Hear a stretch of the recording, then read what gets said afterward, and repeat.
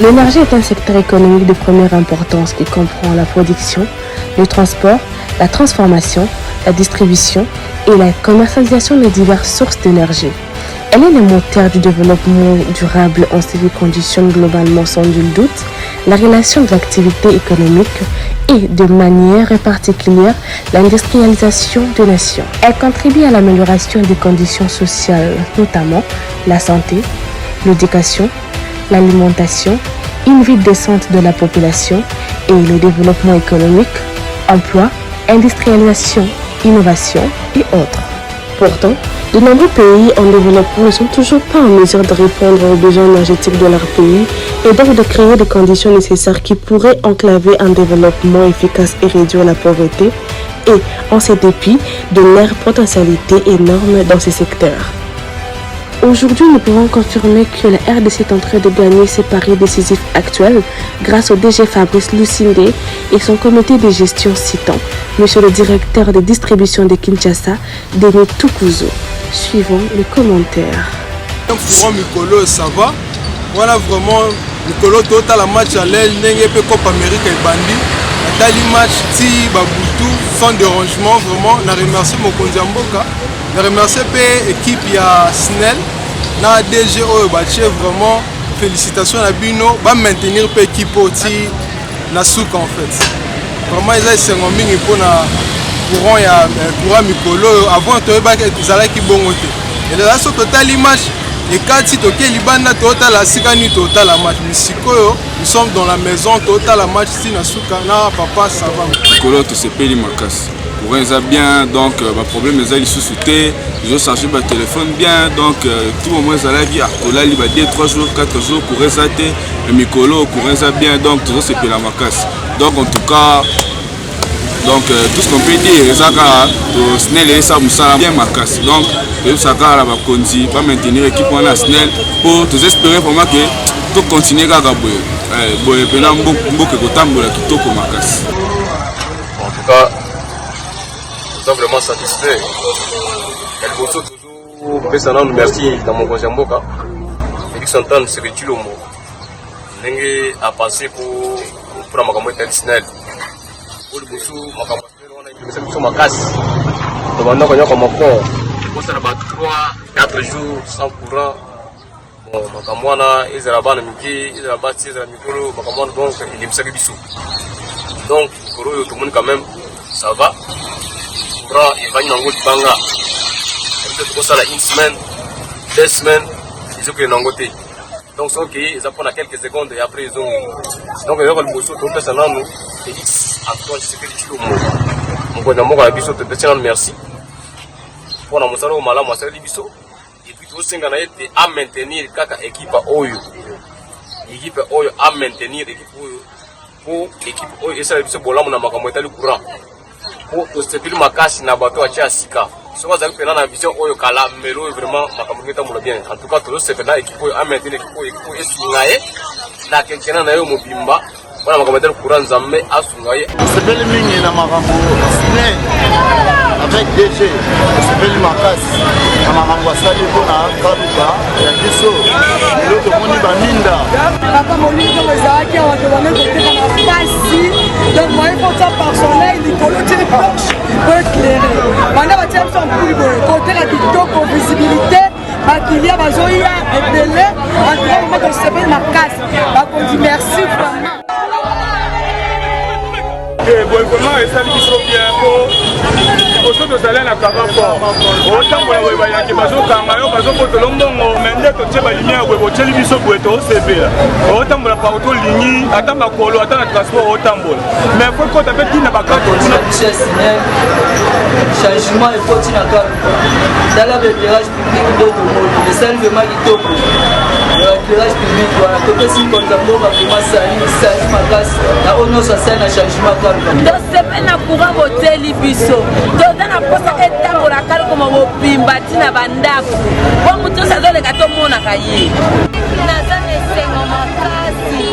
Surtout bona ingénieur à SNEL. Musala menga o sala. Na président la biso batizo mona. C'est pas makasi papa. Dama pour. Dama pour na le bon. Ce qui va continuer moi pas ça. nayebi mpenza ke awumela na ye akontinue kaka boye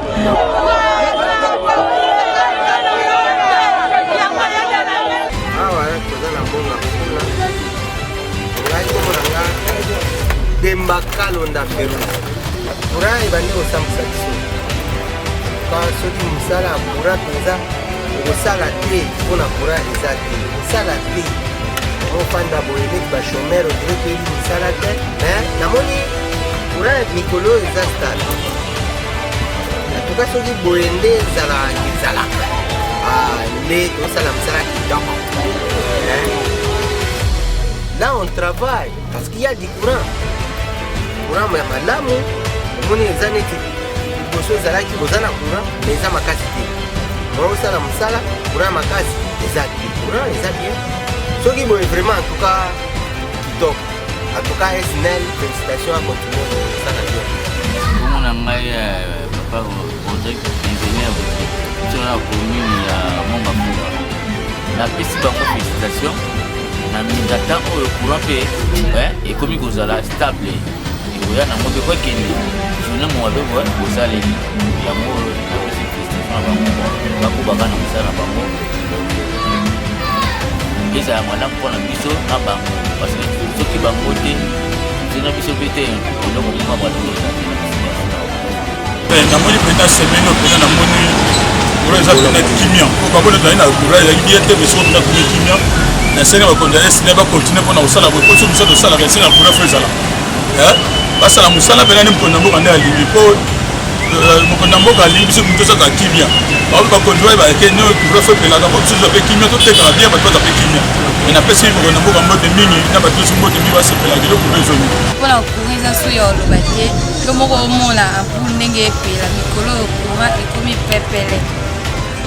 pepele yango tosengi na mokonzi ya mboka topesi na merci en plus tosengi mpona deuxième mandat na ye esimba fois a maintenir toujours équipe oyo SNEL oyo tomoni bango vraimen bazosala mosala na vision ya chef de l'état. Denis Toukouz, le directeur provincial de la ville de Kinshasa de la Société nationale de l'électricité SNEL en site, avait annoncé le 13 mai 2024 lors d'une interview accordée l'homme du terrain, avait souligné que cette amélioration est le fruit de travaux achevés pour résoudre les déficits causés par les arrêts du groupe G23 et F27 dans les centrales d'hydroélectrique Tinga 2 dans le Congo central.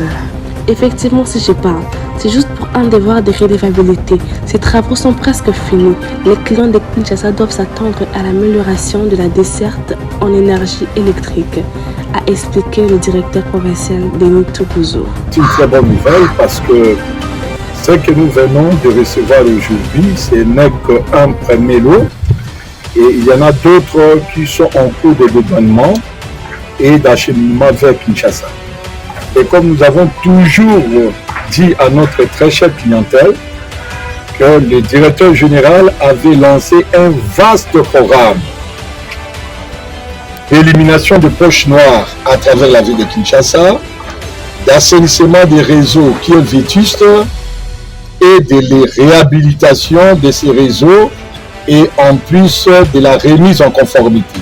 Donc de tout ce que nous voyons comme des pattes de poule ou des paires d'araignée devrait être remise en conformité conformément aux règles de l'art de l'électricité. Et ça devrait arriver depuis le mois d'octobre avec tout ce que nous avons connu comme des perturbations, vu la guerre en Ukraine et puis vers le Yémen et dans tout ce qui était comme un peu la désarticulation de l'économie internationale. Et voilà enfin le lot de matériel important commence à atterrir.